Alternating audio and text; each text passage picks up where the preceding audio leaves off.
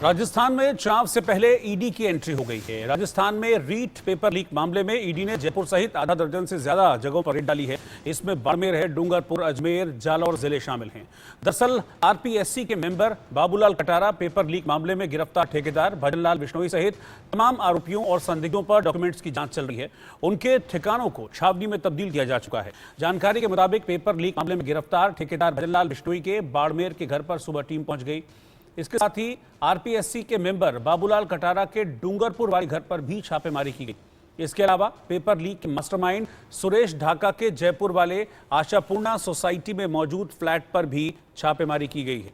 ये paper leak से जुड़ा मामला है जिसमें ईडी की एंट्री हुई है और आज कई जगह राजस्थान में, खासतौर पर जो राजस्थान के 4 जिले हैं वहां पर ईडी की टीम पहुंची और रेड की गई है।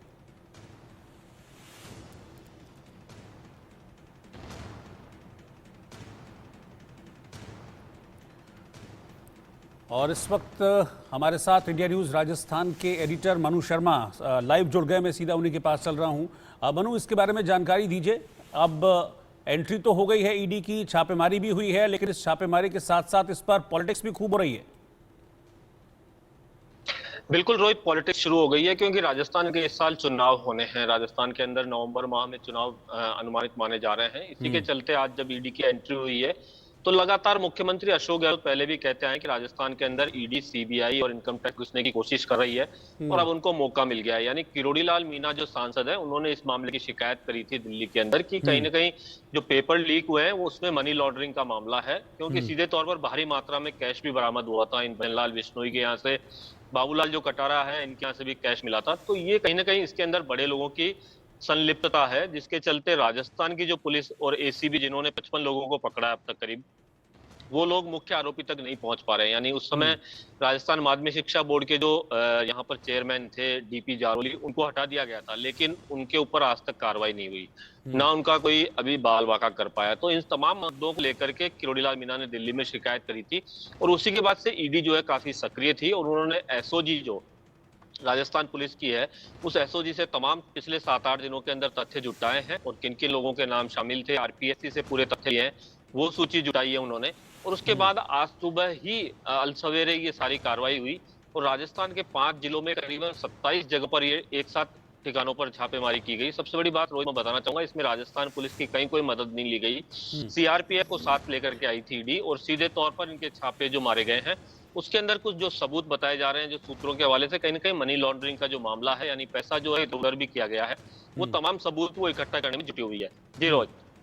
तो मैं आपके पास आ रहा हूं, मैं आपके पास आऊंगा क्योंकि पेपर लीक का जो मामला है ये लगातार अब सियासी रंग लेता जा रहा है। इस मामले में जो छापे ईडी ने आज मारे हैं उसके बाद मुख्यमंत्री अशोक गहलोत ने केंद्र सरकार पर निशाना साधा है और कहा है कि ईडी, इनकम टैक्स और सीबीआई राजस्थान में घुसने के लिए तड़प रही हैं।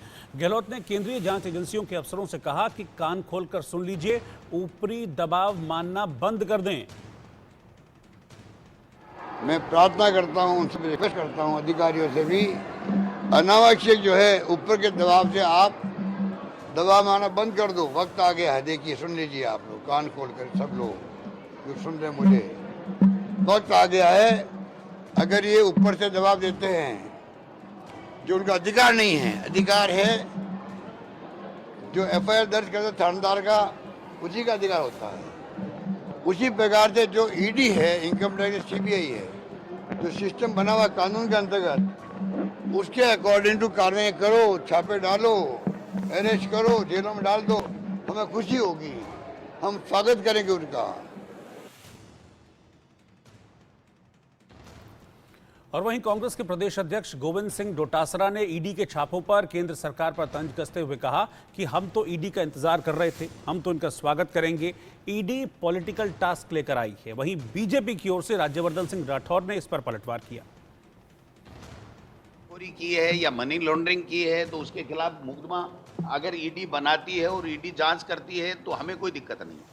अगर पॉलिटिकली मोटिवेटेड एक्शन है तो जांच निष्पक्ष होगी या इसमें भी मैनिपुलेशन? आप बताइए, निष्पक्ष तो कर ही रही थी ना राजस्थान की सरकार, इनको बीच में अपना समय, श्रम, शक्ति वेस्ट करने की जरूरत नहीं थी। लेकिन चूंकि हम संविधान को मानने वाले लोग हैं, हम कानून को मानने वाले लोग हैं, कांग्रेस पार्टी के हम तमाम नेता और कार्यकर्ता, इसलिए हम तो स्वागत करते हैं कि अगर वो आए हैं और ईमानदारी के साथ में अपना काम करेंगे, पॉलिटिकली टास्क लेकर के जो आए हैं उस पर अगर काम नहीं करेंगे तो हमें कोई तकलीफ। राजस्थान की कांग्रेस की राज्य सरकार ने राजस्थान के नौजवानों के साथ बहुत बड़ा धोखा करा, बार बार का। इस तरह के पेपर लीक का जो इंडस्ट्री खोली है राज्य सरकार ने, वो आज तक इतिहास में कहीं नहीं हुआ। एक तरफ बेरोजगारी भत्ते की बात कर रहे थे और दूसरी तरफ नौकरी देना तो बहुत दूर, बार बार इनके इम्तिहान रद्द करने और पेपर लीक करने, यानी ये भी लूट की इंडस्ट्री बना रखी। और खुद ही इसकी तहकीकात करते हैं ये लोग, और खुद तहकीकात करते प्यादों को पकड़ के खबरें बनाते रहते हैं कि हम कार्रवाई कर रहे हैं, जबकि बड़े बड़े लोग इसके अंदर शामिल हैं। मनु शर्मा, एक तरफ तो कांग्रेस मुख्यमंत्री अशोक गहलोत ईडी की एंट्री को लेकर सवाल खड़े कर रहे हैं, लेकिन वहीं बीजेपी कह रही है कि जांच के नाम पर सिर्फ दिखावा किया जा रहा है। कांग्रेस ये कह रही है कि भाई ये पॉलिटिकल टास्क फोर्स है दरअसल जो साइड आई। देखिए रोहित, सबसे बड़ा मुद्दा बनने वाला है, क्योंकि आपको ध्यान होगा कि सचिन पायलट खुद इस मुद्दे को उठा रहे हैं और लगातार आंदोलन जो करने की घोषणा भी कर रहे हैं। तो एक बड़ा जो मुद्दा बनने वाला है राजस्थान के अंदर, ये पेपर लीक का मामला बड़ा मुद्दा बनने वाला है और भारतीय जनता पार्टी भी इसको मुद्दा बनाने वाली है।